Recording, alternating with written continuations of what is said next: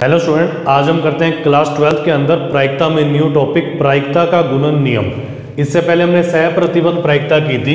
हमने क्या था कि ई और एफ एक ही सैंपल स्पेस की दो घटनाएं हैं, ठीक है। तो पी ई बटा एफ को हमने लिखा था कि एफ घटना दिए जाने पर ई की सह प्रतिबंध प्रायिकता, इसको हम ऐसे लिखते थे P E intersection F upon P F, और जहां पी एफ क्या है नॉट इक्वल टू 0। मैं इसको ऐसे भी लिख सकता हूं P E intersection F equal to P F P E by F, cross multiply करके यहां ले आए तो P F not equal to 0। एक तो ये बनता है, ठीक है। तथा हमने ये भी पढ़ा हुआ है अगर एफ अपॉन ई है तो मतलब ई के दिए जाने पर एफ की सह प्रतिबंध प्रायिकता क्या होगी, पी एफ इंटरसेक्शन ई बटे में P E not equal to 0। तो क्या होगा पी ई इंटरसेक्शन एफ, तो ये ऐसे भी लिखा जाता है, क्रॉस मल्टीप्लाई करके यहां लिख दिया एफ इंटरसेक्शन ई को ई इंटरसेक्शन एफ लिख दिया, P E P F by E, P E not equal to 0। ये जो दोनों बॉक्स में परिणाम है इनको कहते हैं प्रायिकता का गुणन नियम।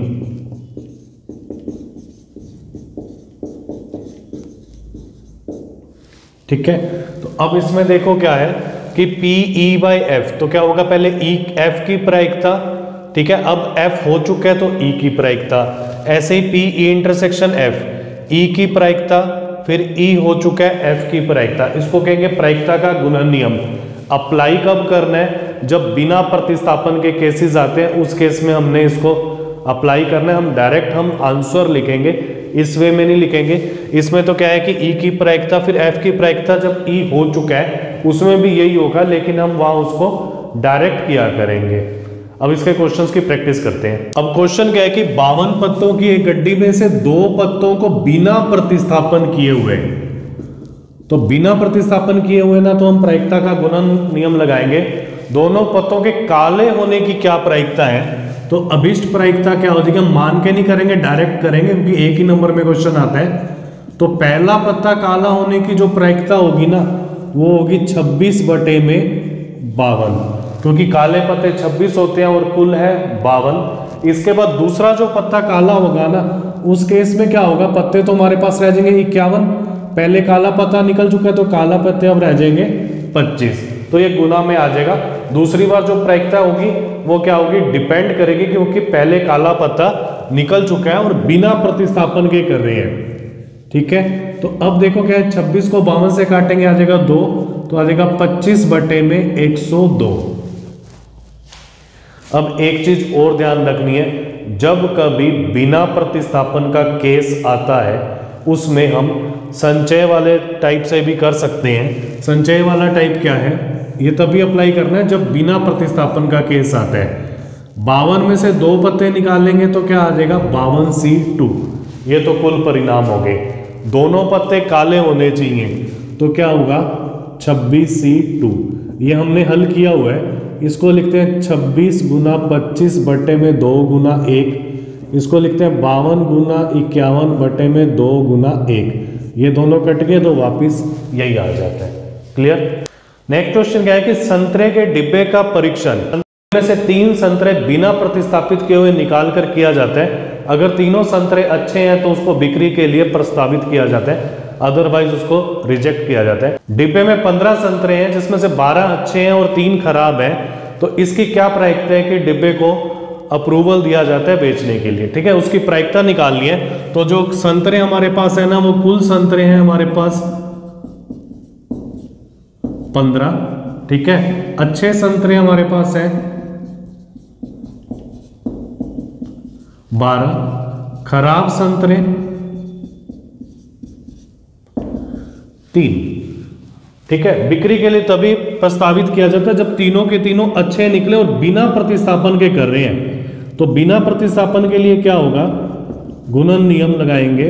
तो जब पहला संतरा निकलेगा पहले अच्छे आने की प्रायिकता क्या होगी 12 बटे 15, दूसरा अच्छा आने की प्रायिकता तो बिना प्रतिस्थापन किया है तो अब संतरे डिब्बे में 14 रह जाएंगे और अच्छे रह जाएंगे 11, तीसरी बार आ जाएगा 10/13।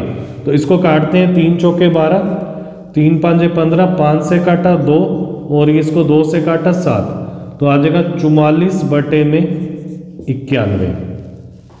ठीक है। अब बिना प्रतिस्थापन का केस है ना, तो हम इससे भी कर सकते हैं। कुल संतरे हैं 15, तो कुल परिणाम हो जाएंगे 15C3, 15 में से 3 निकालने हैं। अच्छे संतरे हैं 12, तो 12 में से तीनों के तीनों अच्छे आने चाहिए, तो क्या आ जाएगा 12 गुना 11 गुना 10, 3 गुना 2 गुना 1, ऐसे ही 15 गुना 14 गुना 13 और 3 गुना 2 गुना 1। इसको कैंसिल आउट कर देंगे, बाकी सेम कैलकुलेशन हो जाएगी। क्लियर है। अब इसको स्क्रीनशॉट लेके नोट कर लो।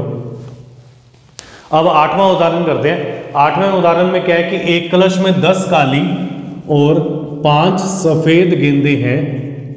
10 काली और 5 सफेद गेंदे हैं। 2 गेंदों को इसमें से निकालना है। इस टाइप से निकालना है कि पहली गेंद निकलने के बाद जब दूसरी निकलती है तो पहली वाली को वापस अंदर नहीं रखा जाता। तो दोनों गेंदों के काली आने की क्या प्रायिकता है। इस बार भी बिना प्रतिस्थापन के है, तो हम संचय वाला रूल भी लगा सकते हैं बिना प्रतिस्थापन में। ठीक है, तो मैं दोनों से करके बता रहा हूं। अभिष्ट जो प्रायिकता आएगी जो हमने निकालनी है, दोनों गेंदों के काली होने की प्रायिकता निकालनी है। पहली काली आने की प्रायिकता क्या होगी, कुल गेंदे हैं 15, काली गेंदे हैं 10। ऐसे ही दूसरी बार काली निकलने की प्रायिकता हो जाएगी, नीचे आ जाएगा 14 और ऊपर आ जाएगा 9। इसको कैंसिल आउट करते हैं, 2 से कैंसिल आउट किया 5, ये आ जाएगा 7, 5 से किया तो ये आ जाएगा 3, 3 से इसको काटा तो आ जाएगा 3/7। ठीक है। अगर इसको संचय के रूल से अप्लाई कर रहे हैं तो टोटल गेंदे हैं 15, 15 में से 2 निकालनी है। काली गेंदे हैं 10, तो 10 में से 2 निकालनी है। तो क्या आ जाएगा 10 गुना 9 बटे में 2 गुना 1, 15 गुना 14 बटे में 2 गुना 1। ये दोनों कट के बाकी सेम कैलकुलेशन हो जाएगी।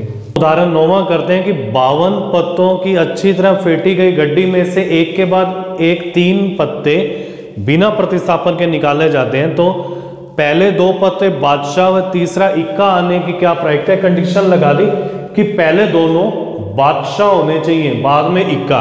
तो हम इस संचय वाले रूल से नहीं करेंगे क्योंकि इसमें इक्का पहले भी आ सकता है, तो हम इसको डायरेक्ट करेंगे। तो देखो क्या है, प्रायिकता क्या होगी, पहला बादशाह निकलने की प्रायिकता, तो बादशाह निकलने की प्रायिकता क्या होगी 4/52, और दूसरा बादशाह निकलने की प्रायिकता, तो बादशाह रह गए 3 और पत्ते रह गए 51। अब तीसरा पत्ता इक्का होना चाहिए, तो तीसरा पत्ता इक्का निकलने की क्या प्रायिकता होगी, इक्के होते हैं 4 और पत्ते रह गए 50। तो इसको काटते हैं, ये आ जाएगा 13, 3 को 51 से काटेंगे तो यह आ जाएगा 17।